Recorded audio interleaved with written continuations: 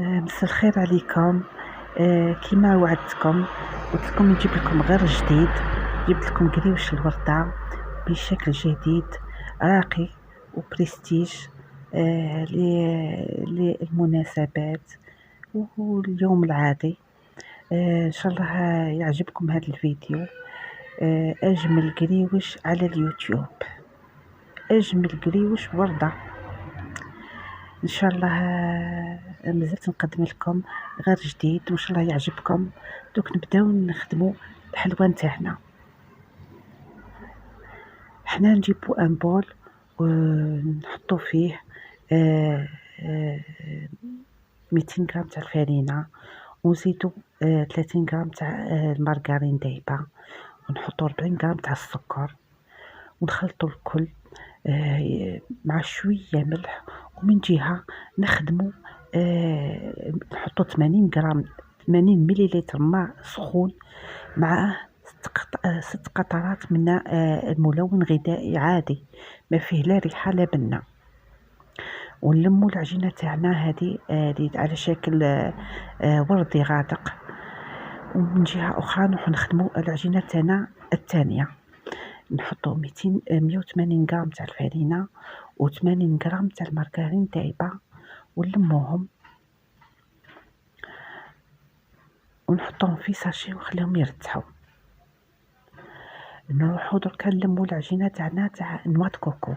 عندنا 100 غرام تاع نوا كوكو، نحطوهم في بول، ونزيدو لهم 40 غرام تاع المارغرين تكون دايبه، و60 غرام تاع السكر، و2 صفار بيض فقط. نلموهم ونحطوهم يرتاحوا، ومن بعد نكوروهم على شكل كويعات باش نحشو القريوش نتاعنا. تبعوا المراحل تاع الحلوى تاعنا راهي سهله، المهم لازم تتبعوا الخطوات بكل.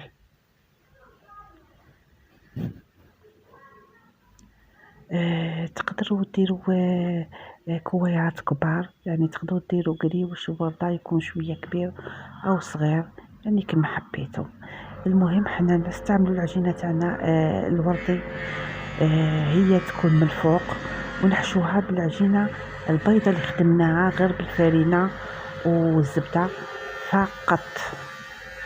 تبعوا كيفاه المراحل برك، يعني سهله بزاف. حنا لازم هنا نخلفوا غير الطبقات باش القريوش تاعنا كي يطيب فيه الزيت سخون يجي فيه طبقات ويجي يقرمش ويجي باهي في الوجه نتاعو. كي نخلصو نحشو تاعنا نحشو القريوش تاعنا، يعني العجينه الوردي هذه بعجينه نوا كوكو. ان شاء الله كي تقليوه ما تخليوش بزاف في النار باش عجينه الكوكو ما تيبش ولا تحرق. تبعوا المراحل كيفاش نقطعوا الحلوى تاعنا، نقطعوها مليح باش كي تتقلى تفتح وتكون لنا هذيك الورده تاع القريوش. عاودوا قطعوهم مليح باه يجيو باهيين. بون ديروا زيت سخون بزاف، الزيت كيعود سخون بزاف وترميو الحبه تاع القريوش راهي تتحل وحدها.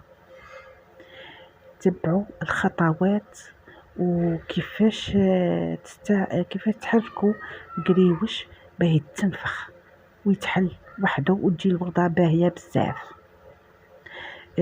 نفس الشيء تنحوه وتخليوه يرتاح ويقطر من الزيت، ما تخليوش يحمر وما تخليوش يبطى في الزيت او يطيب في ساعه، ما يتطلبش وقت طويل باه يطيب. الوردة تبقى فاتحه وتبقى باهيه بزاف بزاف الوجه نتاعها. وكما ما عارفين نستعملوا 300 غرام تاع السكر، 150 مليلتر ماء، نصف كاس ما زهر وطرف قارص، ونحطوهم يغلو حتى يعقد. بعد نطفيو نزيدو له 180، هو هكاك سخون سخون بزاف. نزيدو 180 غرام تاع عسل مرجان الله، ونخلطوه مليح ونشرحو قريبش الورده نتاعنا ونقدموه. تحبوه زينوه كما تحبوه، اصلا هو ما يتطلبش زيدو تزينوه فوق هكا. يعني اجمل قريوش على اليوتيوب، رائع رائع في الذوق في البنه وفي الشكل نتاعو. ان شاء الله عجبكم فيديو، ما تنساوش ديروا لي تعليق وجيم، وانا بدوري مازال نقدم لكم غير جديد تاع قريبوش وجديد الحلويات، خصوصا عيد الأضحى جاي، مازلت نقدم لكم طبخ. باي باي، مع السلامة.